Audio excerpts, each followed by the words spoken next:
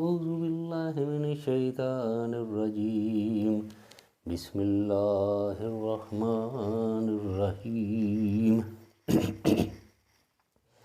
إن الله وملائكته يصلون على النبي يا أيها الذين آمنوا صلوا عليه وسلموا تسليما.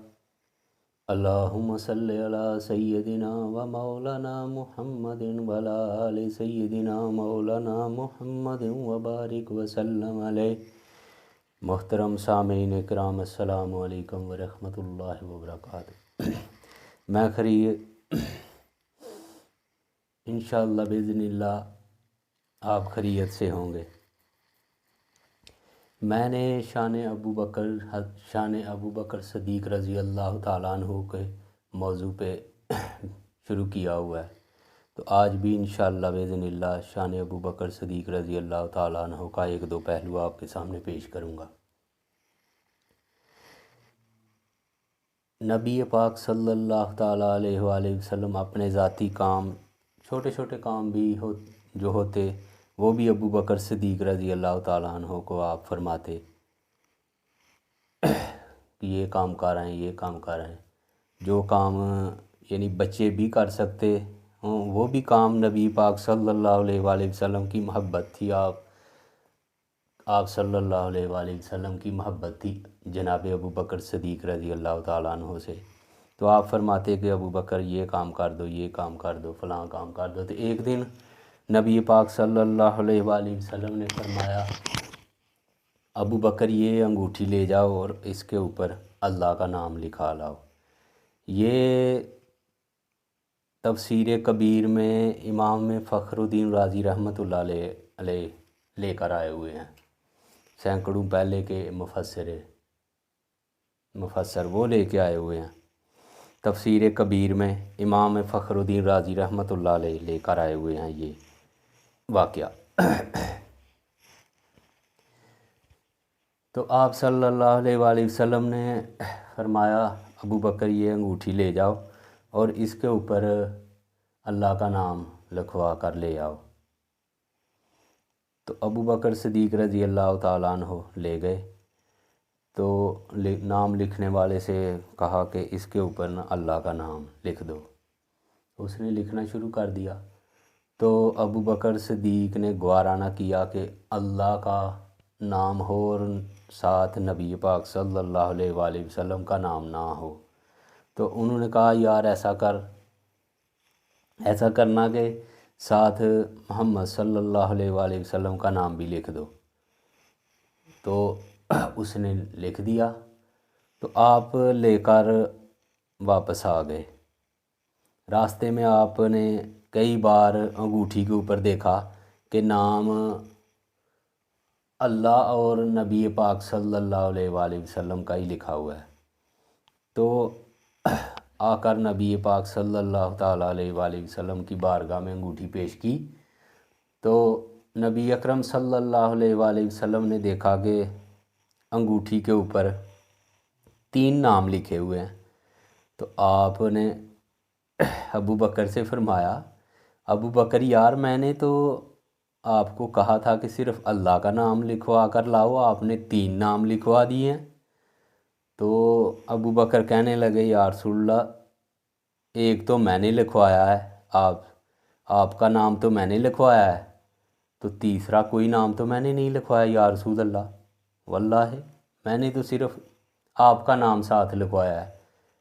تو نبی پاک صلی اللہ علیہ وآلہ وسلم نے فرمایا ابو بکر تم نے اپنا نام بھی ساتھ لکھوا دیا ہے.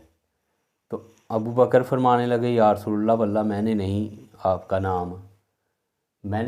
آپ کے نام کے ساتھ اپنا نام لکھوایا، میں نے تو صرف اللہ کے نام کے ساتھ آپ صلی اللہ علیہ وآلہ وسلم سے فرمانے لگے آپ کا نام لکھوایا ہے بس. تو آپ تھوڑی دیر بعد مسکرانے لگے اور ابو بکر صدیق رضی اللہ تعالیٰ عنہ کا ماتھا چوما اور فرمانے لگے ابو بکر یہ نام جو تیرا لکھا ہوا ہے یہ اللہ نے لکھوایا ہے.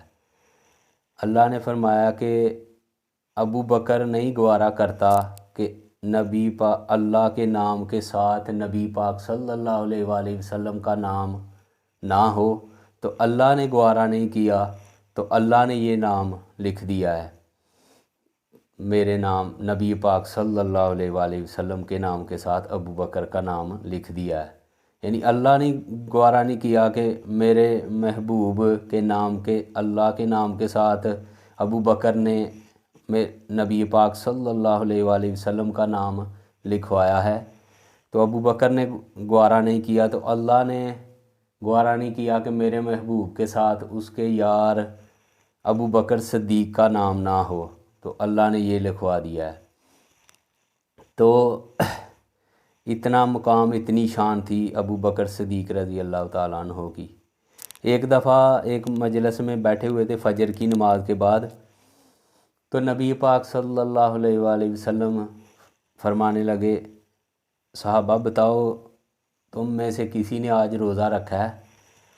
تو جناب عمر رضی اللہ تعالیٰ عنہ دل میں سوچ رہے تھے کہ رات میں سوچ رہا تھا کہ روزہ رکھ لوں، تو روزہ نہیں رکھا انہوں نے۔ تو تھوڑی دیر کے بعد ابو بکر صدیق رضی اللہ تعالیٰ عنہ بولے، یا رسول اللہ میں نے روزہ رکھا ہوا ہے آج۔ گویا کہ نبی پاک صلی اللہ علیہ وآلہ وسلم ابو بکر، شان ابو بکر کا جلسہ کر رہے ہوں، تو نبی پاک صلی اللہ علیہ وآلہ وسلم نے فرمایا، کسی نے آج کسی بیمار کی دماغداری کی ہے؟ تو اب حضرت عمر رضی اللہ تعالیٰ عنہ کہنے لگے، یا رسول اللہ ابھی تو فجر کی نماز پڑھی ہے، نماز پڑھ کے جائیں گے تو پھر کسی کی دماغداری کر لیں گے، کسی بیمار کی۔ تو آپ نے فرمایا، ابو بکر آپ ٹھہریں ذرا بات تو سنیں آپ۔ تو ابو بکر صدیق رضی اللہ تعالیٰ عنہ نے ہاتھ کھڑا کر دیا، جی یا رسول اللہ میں نے آج ایک بیمار کی دماغداری کی ہے، میں نے آج عبد الرحمن بن عوف جو کچھ دنوں سے بیمار ہیں، تو میں نے آج فجر کی نماز سے پہلے میں اٹھاؤں اور عبد الرحمن بن عوف رضی اللہ تعالیٰ عنہ کے گھر گیا ہوں اور اس کی دماغداری کیا، اور وہ تو میرا، آپ صلی اللہ علیہ وسلم سے فرمانے لگے، میرا یار ہے، میرا دوست ہے۔ تو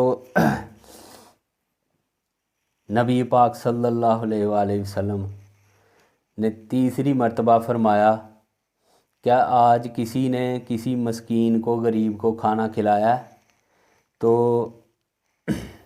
اب حضرت عمر رضی اللہ تعالیٰ عنہ سوچنے لگے کہ ابو بکر ہی ہوگا یہ، اور تو کوئی نہیں ہو سکتا۔